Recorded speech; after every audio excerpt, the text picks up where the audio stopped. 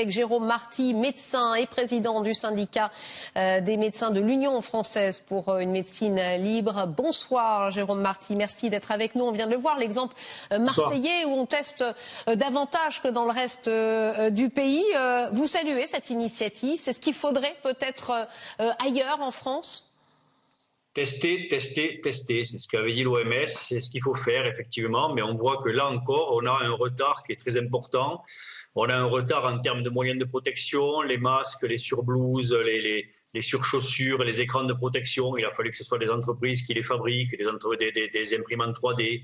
On n'a toujours pas véritablement de moyens. Et puis les tests, on est très en retard. Alors le gouvernement nous dit qu'on va être en capacité de faire 500 000 tests par semaine. On a envie de le croire. Malheureusement, le passé a montré que chaque fois qu'on a voulu donner en quelque sorte une date butoir, elle a été très largement dépassée.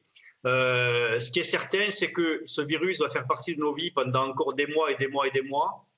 On rappelle qu'il y a 10% de la population à peine qui est immunisée, que l'on n'a pas de traitement, que l'on n'a pas de vaccin, que l'on a peu de tests et que l'on a peu de masques. Donc par rapport à ça, il ne reste plus que les gestes barrières, il ne reste plus que le civisme de chacun d'entre nous pour arriver à continuer à maintenir cette épidémie en deçà de nos capacités de prise en charge et faire que la courbe continue à se casser. Je rappelle que pour l'instant, on est sur un plateau avec des oscillations, que le nombre de morts est très sous-évalué, il faut le répéter à l'envi parce que M. Salomon nous donne toujours une vision très parcellaire. Il ne comptabilise que les décès en hôpital et fort heureusement maintenant, enfin fort heureusement si on peut dire, maintenant les décès également en EHPAD et en établissements médico-sociaux et toujours rien sur la ville, toujours rien sur les domiciles, toujours rien sur la précarité, sur la solitude, etc. Jérôme Marty, justement, concernant ces tests, vous l'avez dit, l'objectif est de 500 000 tests. Édouard Philippe l'a fait comprendre, ça va être l'une des clés de cette stratégie de déconfinement, mais elle n'arrive pas un peu tard parce qu'on rappelle cette grande différence majeure, ces tests ce sont des tests PCR qui permettent de savoir si oui ou non on a le virus dans l'instant, mais ce ne sont pas des tests de sérologie qui permettent de savoir si on est oui ou non immunisé. Donc c'est pas vraiment trop tard justement de tester les personnes qui se sont confinées et qui a priori n'auront pas le virus. Non, c'est pas trop tard parce qu'encore une fois, il n'y a que 10% de la population qui est immunisée. Donc le virus va recirculer. Vous savez que le confinement, ce n'est plus ni moins poser une cloche sur l'incendie, l'étouffer, mais l'incendie est toujours en vie. Et quand on va ressoulever la cloche, le risque, c'est que cela reprenne par contact proche et prolongé entre chacun d'entre nous et que l'épidémie rediffuse. À partir de là, il faut qu'on soit en capacité de tester. Alors le gouvernement nous dit tester les gens symptomatiques. On rappelle qu'il y a une immense proportion de cas asymptomatiques et qu'il faut certainement viser en tout cas ceux d'entre nous qui ont les plus grandes interactions sociales, c'est-à-dire ceux qui voient le plus de monde. Et cela, il faut bien les tester de façon aléatoire. Contrairement à ce que dit le ministre, et je m'inscris en faux, il y a des pays qui ont fait du test aléatoire, c'est la Corée du Sud, c'est Taïwan, c'est l'Islande, et il y a des pays qui vont le faire, c'est la Suède et le Québec. On est très loin du discours de M. Véran. Autre clé du déconfinement, les masques. Là aussi, on a fait des petits allers-retours, les masques obligatoires dans les transports. On en parle beaucoup, mais pas forcément à l'école. La réaction du médecin? La réaction du médecin, c'est la même que celle que je tiens depuis des semaines, mais mes consoeurs et mes confrères aussi. Le masque, c'est pas un complément, comme a pu le dire là aussi le ministre, c'est pas un complément aux gestes barrières, c'est quelque chose d'indispensable, et j'insiste bien là-dessus, c'est indispensable. Chaque fois que la distanciation sociale ou physique doit être rompue, dans les transports en commun notamment, vous devez tous porter des masques parce que vous êtes tous potentiellement porteurs asymptomatiques et vous pouvez donc contaminer les gens qui sont autour de vous. Le masque, c'est un masque écran, c'est fait pour protéger votre entourage et donc vous devez bien évidemment le porter.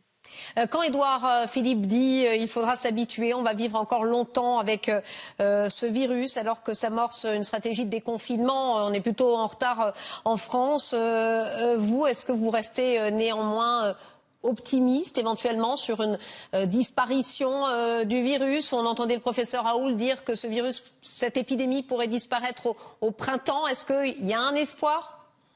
Écoutez, moi, j'ai pas de boule de cristal. Tout ce que je regarde, ce sont à la fois les chiffres, ce sont les retards, ce sont les manquements.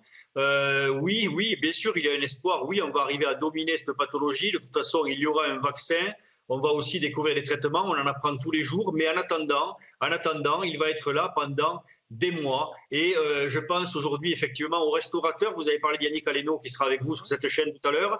On ne peut que penser à eux, aux hôteliers qui, eux, ne peuvent pas réouvrir, qui ont des situations financières catastrophiques qu'il va falloir aider. Et là aussi, si on avait eu les moyens, de protection suffisamment tôt, si on avait eu les tests suffisamment tôt, on n'en serait peut-être pas là aujourd'hui. En tout cas, on serait plus avancé dans la lutte contre cette épidémie qu'on ne l'est aujourd'hui. Et puis je pense aussi, juste en quelques mots, je pense aussi à l'état des cabinets des médecins de ville, des cabinets des soignants libéraux qui aujourd'hui ont eu une perte financière qui est immense, qui risque de précipiter leur cabinet vers la fermeture parce qu'il y a eu des mots malheureux, là encore, de la part de ceux qui nous gouvernent, qui ont appelé les patients à ne pas aller trouver leur médecin généraliste ou alors juste en extrême urgence. Et ces patients ont coupé les ponts, ce qui a fait non seulement prendre des risques à ces patients, mais qui en plus a menacé directement la pérennité économique de ces cabinets qui, si on ne les aide pas, iront s'ajouter à la vaste liste des déserts médicaux. On sent très rapidement, Jérôme Marty, que sur ce point, le gouvernement rétropédale. Olivier Véran a vraiment appelé les Français à aller consulter pour d'autres symptômes, d'autres maladies. Ça récupère peut-être un petit peu les choses à vos yeux? Non, ça ne récupère pas. Pourquoi? Je vais vous dire pourquoi. Depuis le début, on a oublié qu'il existait une médecine de ville. Et quand je dis médecine, entendre pharmacien, entendre infirmière, aide-soignante, auxiliaire de vie, qu'il existait un tissu sanitaire de ville. Ce tissu sanitaire s'occupe de 95% des patients Covid. J'insiste bien sur ce chiffre, 95%. Ce tissu sanitaire a été présent depuis le début.